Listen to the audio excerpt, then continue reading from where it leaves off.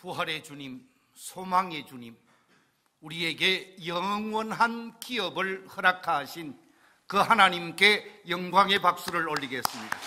대단히 감사합니다. 할렐루야, 할렐루야.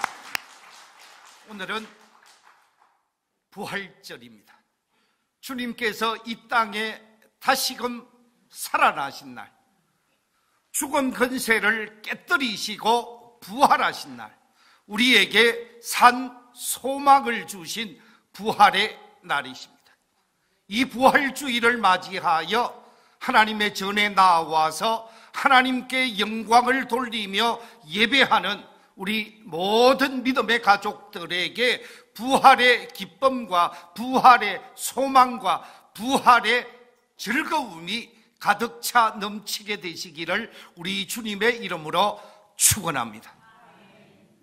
오늘 본문 속에 있는 말씀을 중심으로 해서 예수님의 부활, 그 이후 제자의 삶이라 하는 제목을 가지고 이 시간 말씀의 은혜를 나누고자 합니다. 이 부활 이후, 그 이후에 제자들이 어떻게 변화되었는가, 어떻게 새로워졌는가, 부활 이전의 제자들의 모습과 부활 이후의 제자들의 모습을 살펴보면서 두 주간에 걸쳐서 말씀을 나누고자 하는데, 오늘 본문 속에 보면 예수님께서 아리마대 요셉의 돌무덤에 안장되신 사실을 확인하게 되어진 막달라 마리아와 살로메와 다른 마리아가 안식 후 첫날 이른 새벽에 예수님의 무덤을 찾아가게 되어집니다. 예수님의 무덤을 찾아가서 로마 군병들에게 그렇게 찢기고 상하셨던 예수님의 그 몸에 기름을 발라주기 위해서 무덤을 찾아가게 되어지죠.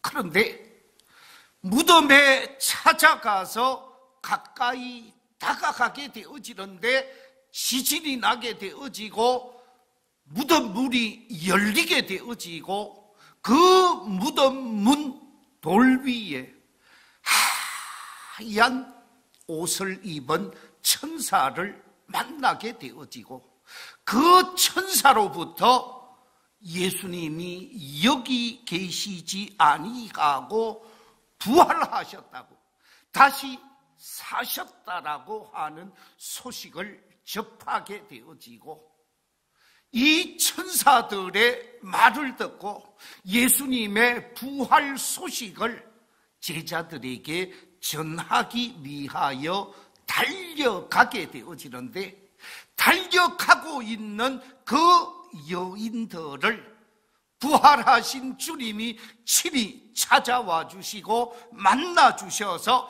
부활을 확인하게 되어졌다 하는 말씀이 오늘 본문의 말씀입니다.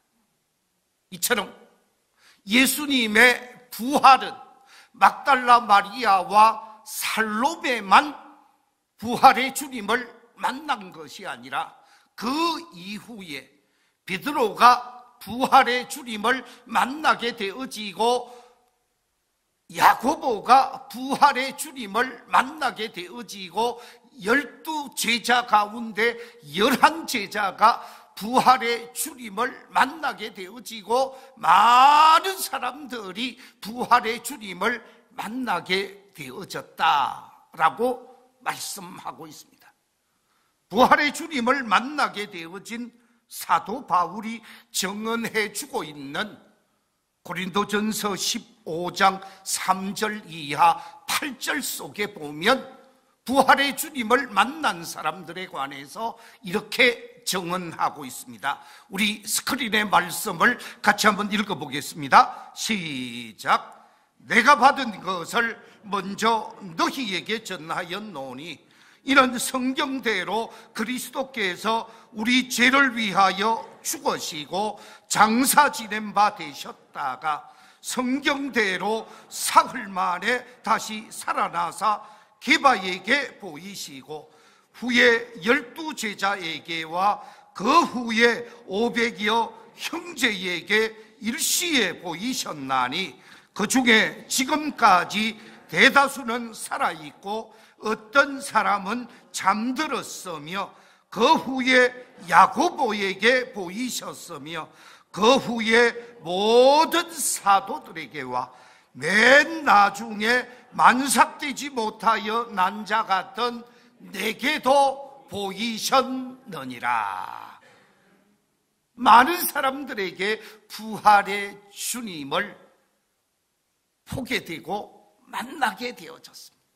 부활의 주님을 만나게 되어진 제자들의 변화된 모습, 내적인 모습과 외적인 모습이 어떻게 변화되어졌는가? 오늘은 내적인 변화를 확인해보고 다음 주에는 외적인 변화를 확인하면서 말씀의 은혜를 나누고자 하는데, 제일 첫 번째, 부활의 주님을 만나면서 변화된 제자들의 모습을 한 가지 발견할 수 있는데, 그 변화된 내적인 모습이 무엇인가? 그것은 다름이 아니라 두려움과 무서움으로부터 완전히 벗어났음을 확인하게 되어집니다. 죄악에 대한 두려움, 심판에 대한 두려움, 죽음에 대한 두려움, 각종 두려움으로부터 완전히 벗어나서 자유자의 삶을 살아가게 되어지는 모습을 보게 되어집니다. 오늘 본문 말씀 8절에 보면 제자들이, 여인들이 무서워하는 모습이 표현되어져 있습니다.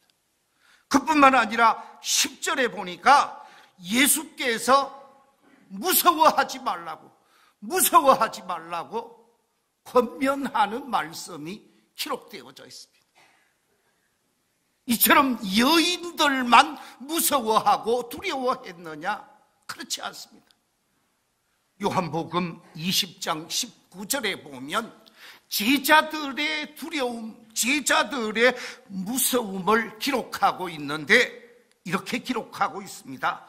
우리 같이 한번 읽어보겠습니다. 시작. 이날 곧 안식 후 첫날 저녁 때에 제자들이 유대인들을 두려워하여 모인 곳에 문들을 닫았더니, 자, 여러분, 저 말씀 속에 두 가지를 짚고자 하는데, 문이 하나입니까? 여럿입니까? 그렇죠? 문을 닫았다라고 얘기하는 것이 아니라 문들을 닫았다라고 말하고 있습니다. 앞문을 닫고 옆문을 닫고 뒷문을 닫고 모든 문들을 꼭꼭 걸어 잠갔다라는 거예요. 왜냐하면 자신들이 숨어 있는 것, 자신들이 지금 피해 있는 곳을 들킬까 싶어서 문들이라는 문은 다 닫아두었다라고 표현하고 있습니다. 그뿐만 아니라 방금 읽었던 말씀 속에 우리가 자세히 보면 안식 후 첫날, 어느 때까지? 저녁 때까지 그랬습니다. 그 말은 안식 후 첫날 새벽 시간, 오전 시간, 오후 시간을 지나서 저녁 시간이 되어져 있는데 그 시간까지 밖으로 나가지를 못했습니다.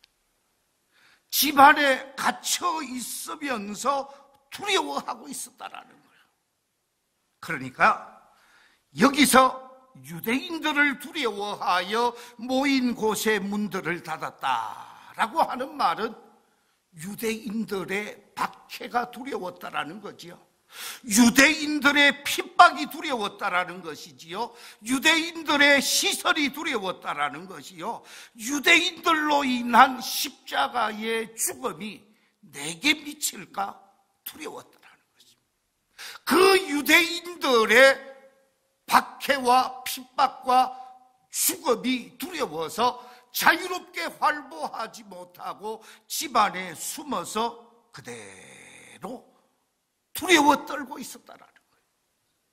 그런데 이런 제자들이 부활의 주님을 만나게 되어지고 오순절 성령 사건을 경험하게 되어지면서 이들의 변화된 모습이 사도행전 속에 나타나고 있는데 어떤 모습으로 나타나고 있는가? 사도행전을 두 곳 보고자 하는데 먼저 사도행전 4장 18절 이하 20절 말씀 우리 같이 한번 읽어보겠습니다. 시작. 그들을 불러 경고하여 도무지 예수의 이름으로 말하지도 말고 가르치지도 말라 하니 베드로와 요한이 대답하여 이르되 하나님 앞에서 너희의 말을 듣는 것이 하나님의 말씀을 듣는 것보다 옳은가 판단하라. 우리는 보고 들은 것을 말하지 아니할 수 없다. 보십시오. 예수의 이름으로는 십자가에 못 박아 죽인 예수, 그 십자가에 못 박아 죽인 예수에 관해서는 아무것도 말하지 말고 가르치지도 말라. 만약에 말하거나 가르치면 너희들에게 어려움이 있을 것이다. 아주 협박을 했습니다. 그런데 이 협박 앞에서 베드로와 요한이 뭐라고 대답을 합니까? 하나님 앞에서 너희의 말을 듣는 것이 옳은지 하나님의 말씀을 듣는 것이 옳은지 너희들이 한번 판단해봐라. 우리는 보고 들은 것을 뭐하지 아니할 수 없다고요? 말하지 아니할 수 없다라고 말하게 되어집니다. 그뿐만이 아닙니다. 계속해서 부활의 주님을 증거하고 십자가 주님을 증거하고 주님의 복음을 증거하는데 예루살렘 곳곳에서 복음을 전하게 되어졌지요. 그래서 이들을 체포했습니다. 예루살렘 공회에 사로잡아 왔습니다. 대제사장이 뭐라고 말하고 있는가? 우리 사도행전 5장 27절 이하 32절 말씀 한번 읽어보겠습니다. 시작. 그들을 끌어다가 공회 앞에 세우니 대제사장이 물어 이르되 우리가 이 이름으로 사람을 가르치지 말라고 언급하였으되 너희가 너희 가르침을 예루살렘에 가득하게 하니 이 사람의 피를 우리에게로 돌리고자 함이로다. 베드로와 사도들이 대답하여 이르되 사람보다 하나님께 순종하는 것이 마땅하니라. 너희가 나무에 달아 죽인 예수를 우리 조상의 하나님이 살리시고 이스라엘에게 회개함과 제사함을 주시려고 그를 오른손으로 높이사 임금과 구주로 삼으셨느니라. 우리는 이 일의 정일이요 하나님이 자기에게 순종하는 사람들에게 주신 성령도 그러하니라 하더라. 할렐루야. 대제사장이 예수의 이름으로는 한마디도 말하지 말라고, 예수의 이름으로는 가르치지도 말라고, 십자가와 부활의 복음을 예루살렘에 널리 전파하고 있을 때에 더 이상 가르치면 죽여버리겠다고, 더 이상 가르치면 예루살렘에서 못 살게 하겠다고 위협을 했는데 이 위협 앞에서 베드로가 얘기를 합니다. 오늘 읽었던 말씀 속에 보면 사람에게 순종하는 것보다 하나님에게 순종하는 것이 나는 옳다고 생각한다. 예수님은 십자가에 못 박혀 죽으셨지만 우리 조상의 하나님, 너희들의 하나님이 예수님을 다시 살리셨고 부활하게 하셨는데 그 부활의 산 증인이 바로 나다, 나. 우리다라고 얘기하면서 우리는 보고 들은 것에 관해서 말하지 아니할 수 없다고 증인이라고 말하면서 당당하게 고개 사람들, 대제사장 앞에서 당당하게 말하고 있는 것을 보게 되어집니다. 한번 생각해 보십시오. 예수님께서 십자가에 못 박히기 이전 베드로가 어떻게 행동했습니까? 한 여자아이가 당신 예수 제자 아니요 했더니 뭐라고 그랬어요? 아니라고. 맹세하고 저주하면서 옥문이를 뺐던 사람이 베드로였습니다. 좀 전에 확인한 대로 문을 꼭꼭 걸어 잠그고 밖으로 나오지 못했던 나약하고 연약한 사람들이었습니다. 예수님이 십자가에 못 박히게 되어지자 다 36개를 쳤던 사람들이에요. 그런데 이들이 지금은 완전히 달라졌습니다. 공회 앞이라고 그랬습니다. 여러분, 공회가 뭡니까? 공회라고 하는 말은 예루살렘 공회는 72명의 의원들이 모여서 모든 법을 제정하는 곳입니다. 그 당시 종교와 정치가 일치된 사회였습니다. 공회에서 결정하면 결정된 법에 따라서 사람의 생사의 여탈권까지 마음대로 할 수 있었습니다. 그런데 이처럼 공회 앞에서 죽일 수도 있고 살릴 수도 있는 공회원들에게 전혀 주눅들지 아니하고 당당하게 말하고 있는 두려움으로부터, 염려와 걱정과 근심으로부터 완전히 벗어나게 되어진 모습을 보여주고 있다라는 말씀이죠. 그렇습니다. 부활의 주님을 만나게 되어진 베드로, 예수님의 제자들, 예수님을 따르는 모든 사람들은 부활의 주님을 만나고 오순절 성령의 역사를 경험하게 되어지므로 완전히 두려움과 무서움으로부터 해방되어진 자유자가 되어졌다라는 거예요. 이와 같은 놀라운 은혜, 놀라운 축복이 우리 교회에 속한 모든 성도들에게도 있게 되시기를 주의 이름으로 축원합니다. 제가 목회했던 곳에서 있었던 사실입니다. 집사님 내외분이 신앙생활을 했는데, 집사님 내외분이 신앙생활을 했지만 남자 집사님은 영 신앙이 아니었습니다. 여자 집사님은 아주 신앙이 좋았습니다. 그런데 남자 집사님이 위암에 걸린 거예요. 지금부터 꽤 오래전의 얘기인데, 암에 걸려서 위 전체 식도하고 각 위장 쪽으로 전이가 되어져서 암 4기 말기 판정을 받은 거예요. 이 암 환자를 지켜보는 여자 집사님이 괴롭기가 그치없는 거예요. 왜냐하면 남편이 아파서 죽으려고 하는 거예요. 완전히 방 4곳을 막 헤매다시피 하면서 막 고통 속에서 그 통증 때문에 견디지를 못하는 거예요. 그리고 잠을 못 자는 거예요. 두려워서 잠을 못 자는 거예요.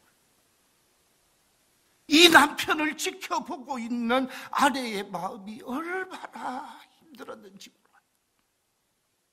어느 날 교회 속에서 성찬 예식을 하게 되어졌습니다.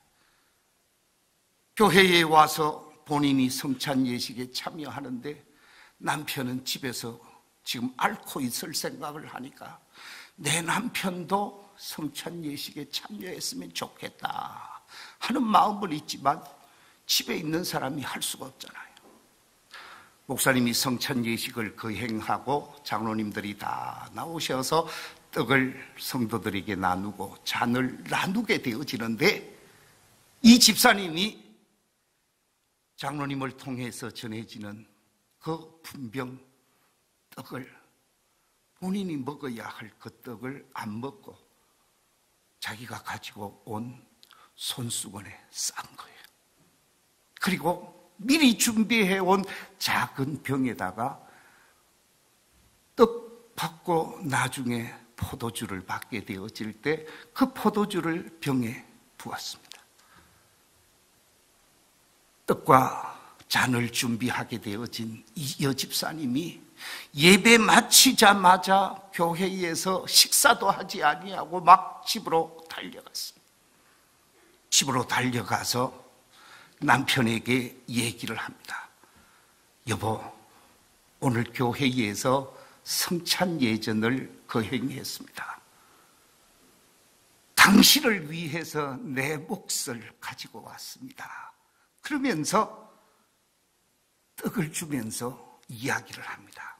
이 떡은 우리에게 영생을 주시려고 내어주신 주님의 몸입니다. 목사 역할을 합니다. 그래서 떡을 입에 넣어줬습니다. 남편이 힘들어하면서 오물오물 하면서 떡을 먹습니다. 시간이 조금 지나자 다시 준비한 그 포도주 병을 다시 들고 남편에게 이야기를 합니다. 이 포도주는 우리를 위해 대신 고통당하신 주님의 피, 언약의 피입니다. 그러면서 남편의 입에다가 다시 부어주었다고 합니다. 그러면서 포도주를 부어주고 두 사람이 끌어안고 힘들어하고 괴로워하니까 엉엉 울었다라는 거예요. 아내도 울고 남편도 울고 열심히 정말로 울 수밖에 없는 상황이었어요. 한참을 울다가 울음을 그치고 서로가 마주 보게 되어지는데 기적이 일어났습니다. 무슨 기적이냐? 그렇게 고통스러워하고 그렇게 힘들어하던 통증이 싹 가버렸답니다. 통증만 가버린 게 아니라 통증이 없어지고 나니까 뭐 했어요? 잠을 자는 거예요. 잠을 못 자서 힘들어하고 괴로워하고 고통스러워했는데 통증이 사라지니까 잠이 찾아오게 되어지고, 잠이 찾아오는데 잠을 얼마나 편하게 오랜 시간 잠을 자더라는 거예요. 물론 위암 자체가 없어진 것은 아닙니다만은 이 아내가 전해주는 떡과 잔을 받아들게 되어진 이 남편이 그때 예수 그리스도를 인격적으로 맞이했다고 합니다. 예수 그리스도의 살을 맞이하고 예수 그리스도의 잔을 받으면서 나를 위해 십자가 지시고 피 흘려주시고 몸 찢겨주신 예수 그리스도를 나의 구주로 영접합니다라고 하는 믿음 속에서 부활의 주님을 맞이하게 되어지는데, 부활의 주님을 맞이하는 순간 그에게 모든 두려움이 사라지고 모든 통증이 사라지게 되어지면서 새로운 사람으로 변화되어지면서 얼굴이 환해지더라는 거예요. 그렇습니다. 예수 그리스도를 구원의 주로 맞이하는 사람, 부활의 주님을 나의 주님으로 영접하는 사람은 모든 두려움과 근심과 걱정으로부터 벗어나게 되어지고 참된 자유자로 참된 기쁨의 사람으로 회복되어지는 것을 체험하게 되어집니다. 제자들이 두려움과 무서움으로부터 벗어나게 되어진 것처럼 이 자리에 계신 우리 모든 성도들이 부활의 주님을 만나고 부활의 주님을 나의 인격적으로 모셔드리면서 여러분에게도 두려움과 무서움이 사라지게 되어지는 참된 은혜의 역사가 있게 되시기를 우리 주님의 이름으로 축원합니다. 두 번째, 제자들에게 나타난 또 하나의 내적인 변화가 있습니다. 오늘 본문 속에 보니까 참된 기쁨의 사람들이 되었음을 말씀해 주고 있습니다. 오늘 본문 8절에 보니까 막달라 마리아와 다른 마리아가 큰 기쁨으로 무덤을 떠나게 되어졌다. 부활의 주님을 만나면서 큰 기쁨으로 무덤을 떠나게 되어졌다고 말하고 있는데, 누가복음 24장 38절 이하 43절에 보면 더 분명한 말씀을 이렇게 기록하고 있습니다. 예수께서 이러시되 어찌하여 두려워하며 어찌하여 마음에 의심이 일어나느냐. 내 손과 발을 보고 나인 줄 알라. 또 나를 만져보라. 영은 살과 뼈가 없어되 너희 보는 바와 같이 나는 있느니라. 이 말씀을 하시고 손과 발을 보이시나 그들이 어떻다고요? 너무 뭐 했어요? 너무 기쁨으로, 제자들이 너무 기쁨으로 아직도 믿지 못하고 놀랍게 여길 때에 이르시되 여기 무슨 떡이 있느냐 하시니 이에 구운 생선 한 토막을 드리니 받으사 그 앞에서 잡수시더라.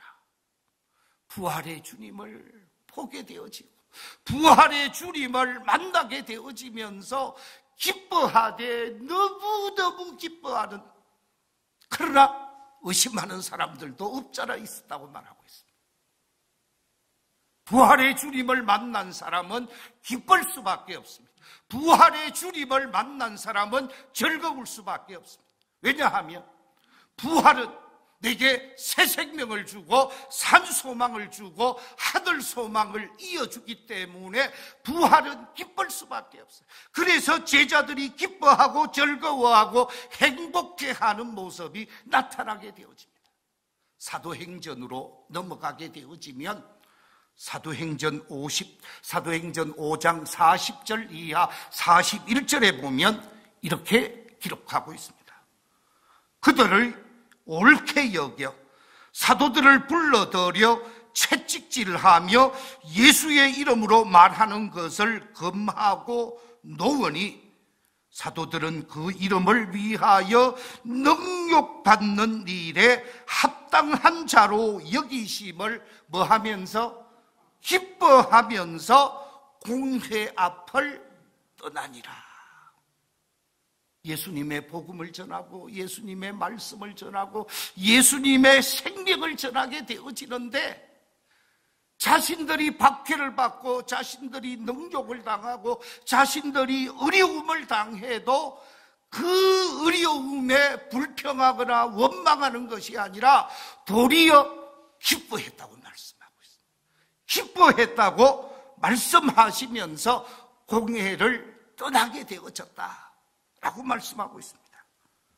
그렇습니다. 사랑하는 성도 여러분, 여러분의 형편과 상황은 어떻습니까?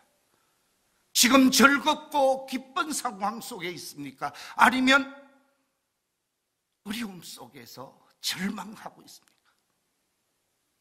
오늘 본문 속에서 제자들은 웃을 상황이 아닙니다. 기뻐할 상황이 아닙니다. 매질을 당했고 고통을 당한 현실 속에서 불평을 드러내야 하고 원망해야 할 상황인데 전혀 원망하거나 불평하거나 어려워하지 아니하고 기뻐하게 된 이유가 뭐냐? 주님이 나를 구원해 주셨으니, 주님이 내게 부활의 산 소망을 주셨으니, 하늘의 소망을 주셨사오니 나는 기뻐할 수밖에 없다라는 거예요. 나는 즐거워할 수밖에 없다라는 거예요. 그렇습니다. 부활하신 예수님을 구원의 주로 믿기에, 소망의 주로 믿기에 기뻐할 수밖에 없었다라는 것입니다. 마태복음 5장 11절 12절에서 이렇게 말씀하고 있습니다. 나로 말미암아 너희를 욕하고 박해하고 거짓으로 너희를 거슬러 모든 악한 말을 할 때에는 너희에게 복이 있나니 뭐라고요? 기뻐하고 즐거워하라. 하늘에서 너희의 상이 큼이라 라고 말씀하고 있습니다. 예수님 때문에 고통을 당하고 예수님 때문에 시련을 당하고 예수님 때문에 어려움을 당한다 할지라도 기뻐할 수 있는 사람, 그 사람은 하늘의 상급이 있는 사람이요 구원의 산 소망이 있는 사람이라는 거지요. 이 자리에 계신 우리 모든 성도들이 부활의 주님을 만나면서 그 부활의 주님이 주시는 산 소망 속에서 기쁨이 넘치고 즐거움이 넘치는 삶이 되시기를 우리 주님의 이름으로 축원합니다. 기쁨에는 두 가지가 있습니다. 기쁨에는 두 가지가 있는데 첫 번째 기쁨이 뭐냐? 조건적 기쁨입니다. 상황과 형편과 조건에 의한 기쁨. 다시 표현하면 즐겁고 기쁜 일이 있어서 기뻐하는 경우이죠. 내 남편이 회사 과장인데 이 과장으로 있다가 특별하게 승진을 하는데 부장으로 승진을 했어요. 기쁠까? 아니, 안 기쁠까요? 기쁠 수밖에 없지요. 만년 가장으로 있다가 퇴직을 하지 아니하고 부장이 되어지고 부장이 있다가 전무가 되어지면 얼마나 기쁘겠어요. 진급하면 기쁠 수밖에 없어요.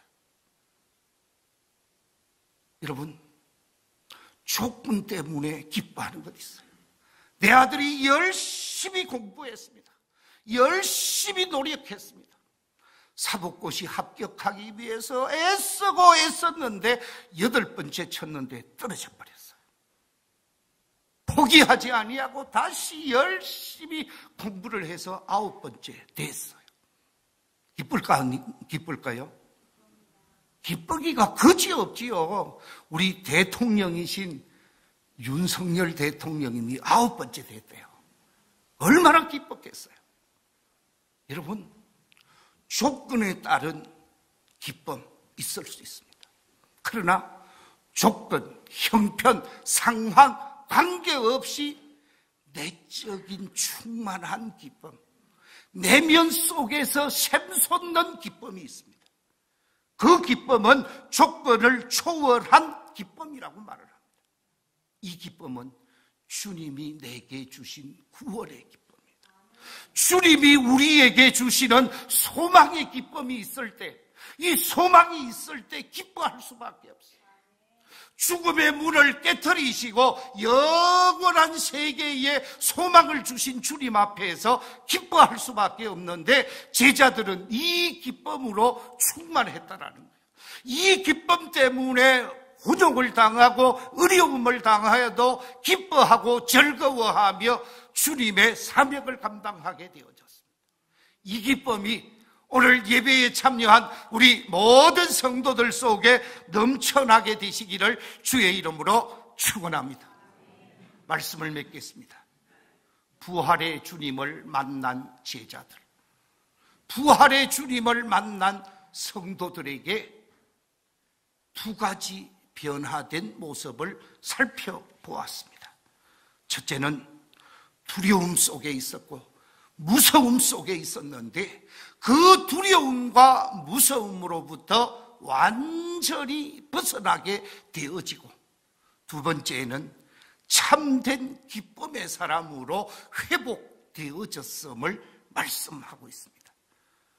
이 부활의 아침, 부활의 주님을 찬양하고 예배하는 이 거룩한 날, 이 시간 하나님 앞에 나와 예배하는 우리 모든 성도들이 바로 이 제자들의 변화된 모습이 저와 우리 모든 성도들의 변화된 모습이 되어져서 부활의 주님과 함께 아름다운 믿음의 길을 걸어가는 복 있는 역사가 있게 되시기를 주의 이름으로 축원합니다.